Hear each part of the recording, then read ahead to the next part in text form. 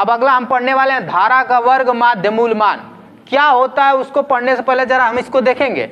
तो cos 2 theta बराबर है तुम्हारा 2 cos स्क्वायर थीटा माइनस 1, एक ये सूत्र हुआ, ठीक है। दूसरा सूत्र हुआ cos 2 थीटा बराबर 1 माइनस 2 साइन स्क्वायर थीटा, ठीक है। और तीसरा सूत्र हुआ तुम्हारा cos square theta minus sine square theta, ठीक है। तीसरा सूत्र हुआ तुम्हारा cos square theta minus sine square theta. दूसरा सूत्र है 1 माइनस 2 साइन स्क्वायर थीटा। अब पहला सूत्र है 2 cos स्क्वायर थीटा माइनस 1। हमको जब भी समाकलन करना होगा, ध्यान दीजिए, हम cos थीटा का केवल सूत्र जानते हैं, cos थीटा का हम समाकलन जानते हैं कि वो होता है माइनस साइन थीटा, ठीक है। अरे cos थीटा का समाकलन होता है साइन थीटा, और साइन थीटा का हम समाकलन जानते हैं कितना होता है, माइनस cos थीटा। ये समाकलन हम जानते हैं केवल थीटा का, और उस थीटा में किसी का अगर गुणा रहे तो उससे हम भाग दे देते हैं। मान लो कि अगर पूछ दे कि cos 2 थीटा का बताओ, तो बस लिखेंगे साइन 2 थीटा बटे कितना 2। यहाँ साइन 2 थीटा का पूछ दे तो हम लिखेंगे माइनस cos 2 थीटा बटे कितना 2। ये समाकलन होता है, इसको याद रखो, ठीक है।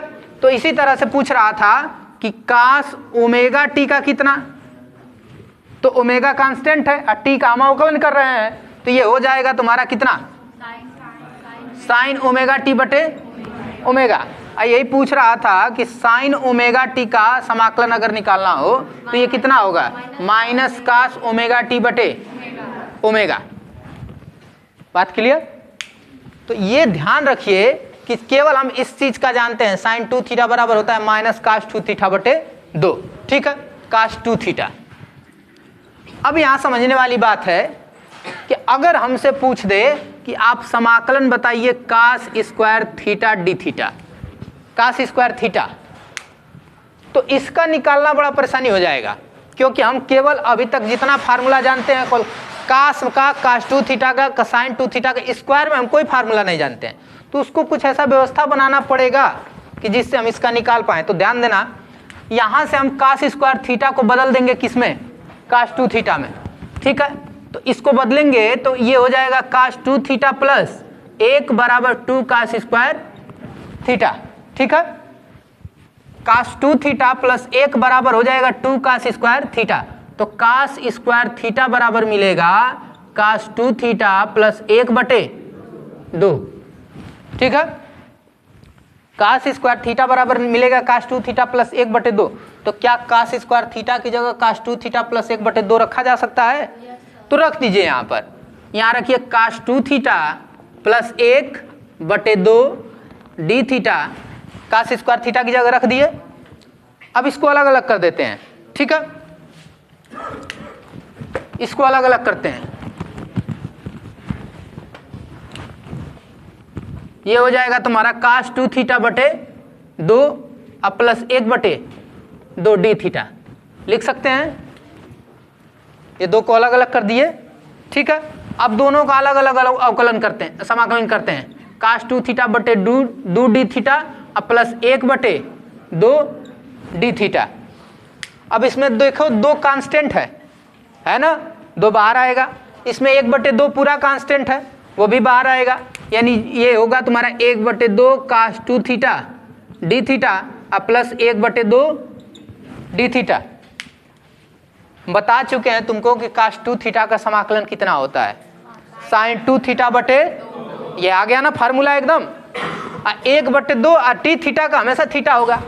पीछे कर रहे थे dt का कितना हो रहा था t, तो ये तुम्हारा हो जाएगा 1 बटे 2 और cos 2 थीटा का समाकलन होगा कितना, sin 2 थीटा बटे 2, ये हो जाएगा तुम्हारा 1 बटे 2, इसका कितना होगा थीटा। ये रहा तुम्हारा समाकलन। ये समाकलन कंप्लीट हुआ है किसका, cos स्क्वायर थीटा का। बात क्लियर है, ये किसका समाकलन कंप्लीट हुआ है, cos स्क्वायर थीटा का। इसी तरह से sin स्क्वायर थीटा का भी किया जा सकता है। तो sin स्क्वायर थीटा का करेंगे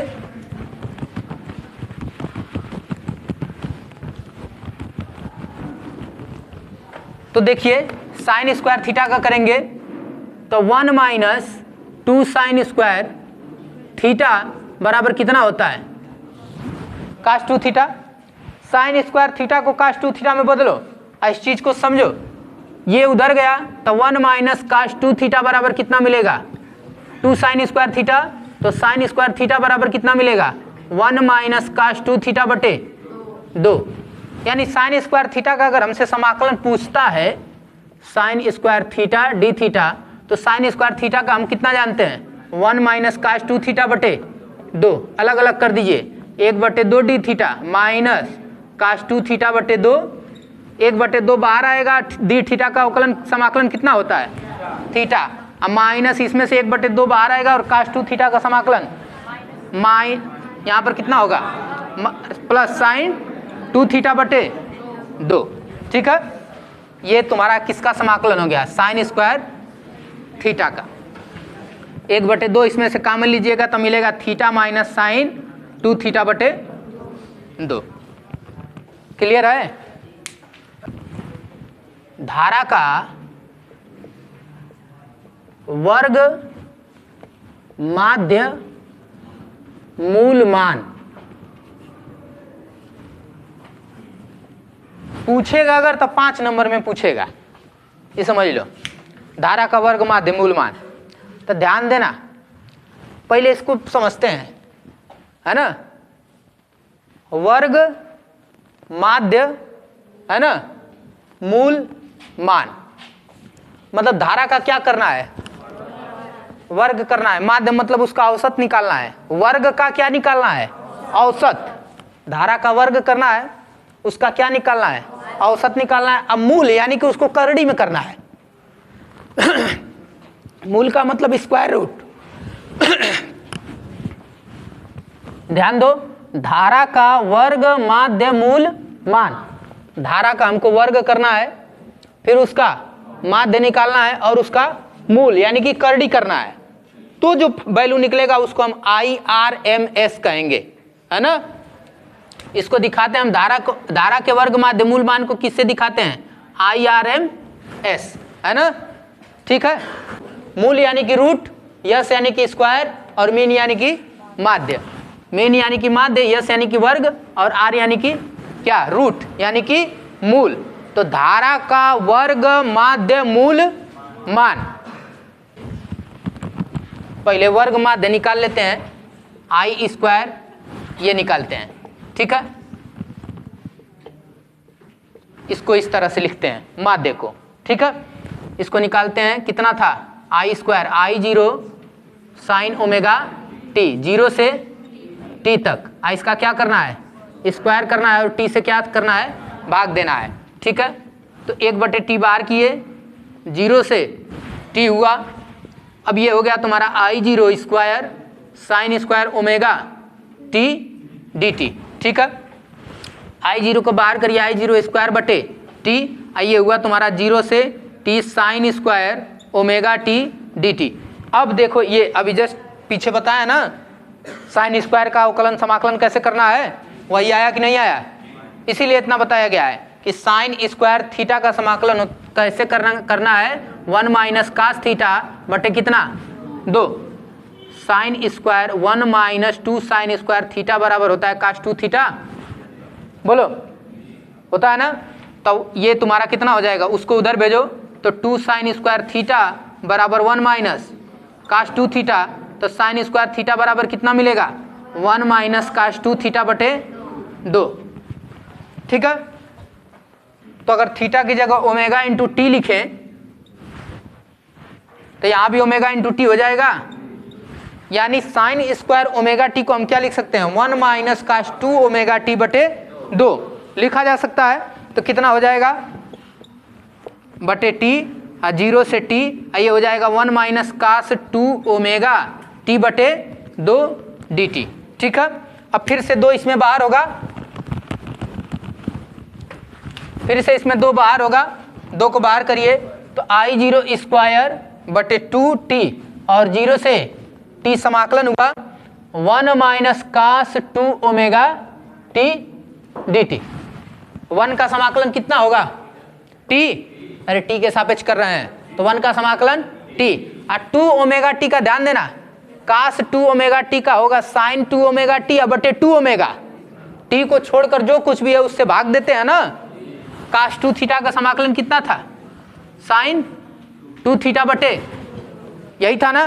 तो इसको हल करिए, कितना हो गया? I0 स्क्वायर बटे 2t, 0 से t इसका समाकलन किए तो 1 का समाकलन कितना? t, minus cos 2 omega T का बताओ,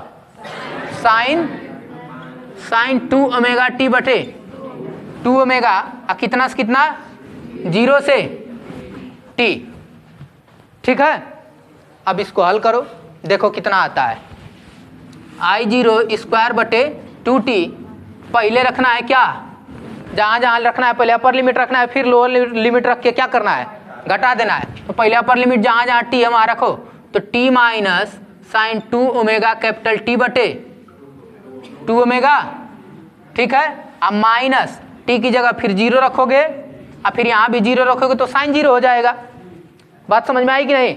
ठीक है। और साइन 0 की वैल्यू 0 होती है, तो वो सब कितना आ जाएगा? 0। ठीक, आइए यहाँ पर देखा जाए। I0 स्क्वायर बटे 2t और ओमेगा टी का मान बताओ कितना होता है? 2 पाई ना। तो यह t हुआ minus sine 2 into omega T का मान 2 पाई बटे कितना? 2 ओमेगा। 2 पाई हो, 4 पाई हो, 6 पाई हो, चाहे 0 हो, सबका मान कितना होता है साइन में? 0। 2 दूना 4 पाई हुआ, तो उसका मान कितना होगा? साइन 2 पाई का मान 0, साइन 4 पाई का मान 0, साइन 6 पाई का मान 0, साइन 8 पाई का मान 0, कुछ भी हो साइन में अगर, तो साइन n पाई का मान हमेशा कितना होता है? 0 होता है। इसका मान कितना हो गया? तो ये पूरा टर्म क्या हुआ? 0। कितना मिला? I0 स्क्वायर बटे 2t गुणे t से t कटा, t से t कटा, तो कितना मिला? I0 स्क्वायर बटे 2। ये धारा का केवल क्या मिला है? वर्ग माध्य, मतलब धारा के वर्ग का अभी हम औसत मान निकाले हैं, अभी मूल हमको निकालना बाकी है। तो मूल निकालने के लिए इसको हम क्या करेंगे? करड़ी में डालेंगे, यानी लिखेंगे IRMS बराबर करड़ी में लिखेंगे और I0 स्क्वायर बटे 2। तो I0 करड़ी से बाहर निकलेगा, है ना। तो I0 बटे कितना मिलेगा? करड़ी में 2। ठीक है, I0 बटे कितना मिलेगा? 2 तो नहीं, करड़ी से बाहर निकलेगा ना, लेकिन I0 स्क्वायर है तो निकल जाएगा, ये बाहर निकलेगा। I0 बटे करड़ी में 2, तो IRMS बराबर कितना मिला? I0 बटे करड़ी में 2। ये रहा तुम्हारा धारा का वर्ग माध्य मूल मान। तो पहले धारा को वर्ग करेंगे, फिर उसका t से भाग देके क्या निकालेंगे?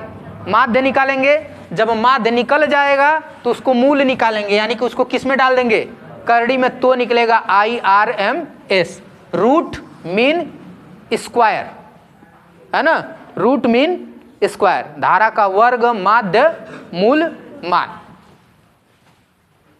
क्लियर हुआ? ठीक है, अब यहां से देखिए कि प्रत्यावर्ती धारा दिष्ट धारा से ज्यादा खतरनाक होती है। कारण यही होता है कि IRMS बराबर I0 बटे करड़ी में 2, तो I0 बराबर हुआ करड़ी में 2 गुणे IRMS। तो I0 का मतलब मैक्सिमम वैल्यू है ना, IRMS का मतलब मीन हो गया। ठीक, तो मैक्सिमम वैल्यू जो अल्टरनेटिव करंट में होता है, जब उसको नापोगे ना, तो ऐसे तुम्हारा 220 वोल्ट आ रहा है, लेकिन वो जो 220 वोल्ट करंट चाहे वोल्टेज दिखाता है ना, वो वोल्टेज का धारा वर्ग माध्य मूल मान दिखाता है। जैसे कि तुम अगर मीटर में नापते हो वोल्टेज, वोल्ट मीटर में, तो वोल्ट मीटर में वोल्टेज दिखाता है, मान लो 220 वोल्ट दिखा रहा है, तो वह 220 वोल्ट कौन सा वोल्ट दिखाता है? धारा का वर्ग माध्य। जैसे धारा का तुम वर्ग माध्य मूल मान निकाले हो, उसी तरह से किसका होता है? वोल्टेज का होता है। वोल्टेज का भी वर्ग माध्य मूल मान होता है। तो जो 220 वोल्ट दिखाता है, चाहे एम्पियर नापते हो तो 5 एम्पियर, 2 एम्पियर, 1 एम्पियर दिखाता है ना। जैसे समरसेबुल आप कभी देखे होंगे लगा हो, तो उसमें 2 मीटर लगा है, 1 मीटर वोल्टेज दिखाता है, 1 मीटर जब चलता है तो 10 तक 5 तक रहता है, वो एम्पियर दिखाता है कि मतलब लोड कितना ले रहा है। अभी मान लीजिए कि पानी बहुत नीचे, अब बारिश के दिन में देखोगे ना, ध्यान से देखोगे, अगर इस तथ्य को देखना चाहो तो देखो कि बारिश के दिन में उस मीटर को देखोगे तो वो लोड कम लेगा, 5 एम्पियर 6 एम्पियर तक लोड लेगा। लेकिन उसको गर्मी के दिन में देखोगे तो उसका एम्पियर भाग जाएगा, 10 एम्पियर तक हो जाएगा। कारण क्योंकि गर्मी के दिन में उसको बहुत नीचे से पानी उठाना है, तो लोड ज़्यादा लेगा। तो जब लोड ज़्यादा लेगा तो उसको एम्पियर की अधिक आवश्यकता होगी, इलेक्ट्रॉनों को अधिक आवश्यकता होगी, क्योंकि उसको ज़बरदस्ती चलाना होगा, तो एम्पियर ज़्यादा लेगा। बारिश के दिन में पानी ऊपर से ही ऊपर उठा के फेंक देगा तो उसको एम्पियर क्या थोड़ा भी अगर रहेगा तो एम्पियर कम लेगा आराम से। तो बारिश के दिन में एम्पियर कम लेगा और गर्मी के दिन में एम्पियर ज़्यादा धारा लेगा। बात समझ में आई? एक में एम्पियर दिखा रहा है, एक में क्या दिखा रहा है? वोल्टेज। तो वो दोनों के दोनों कौन से मान दिखाते हैं? IRMS वाले। तो पता चलता है कि 220। अब यहाँ पर देखो कि I0 बराबर करड़ी में 2 का गुणा हो रहा है IRMS में ना, तो मान लो कि IRMS यानी कि IRMS का मान 220 वोल्ट आता है तुम्हारे घर में, तो 220 में करड़ी में 2 का गुणा करो, तब क्या निकलेगा? I0 ने V0, मतलब वोल्टेज का अधिकतम मान निकलेगा। तो करड़ी में 2 का गुणा करिएगा तो चला जाएगा 311 वोल्ट। करड़ी में 2 का गुणा करके देखो, करड़ी में 2 का मान रखो 1.14 रखोगे ना, तो गुणा करोगे तो कितना वोल्ट हो जाएगा? 311 वोल्ट। तो आप समझिए कि जब वोल्टेज मैक्सिमम होता है ना, तो कितने वोल्ट से करंट लगता है? 311 वोल्ट से। इसीलिए प्रत्यावर्ती धारा दिष्ट धारा से खतरनाक होती है। क्यों? क्योंकि दिष्ट धारा 220 वोल्ट लगाओगे तो 220 वोल्ट रहेगा, लेकिन प्रत्यावर्ती धारा अगर 220 वोल्ट लगाते हो तो उसकी मैक्सिमम वैल्यू कितनी होगी? 311 वोल्ट। इतने का अंतर हो जाता है। बात समझ में आई? ठीक है, तो ये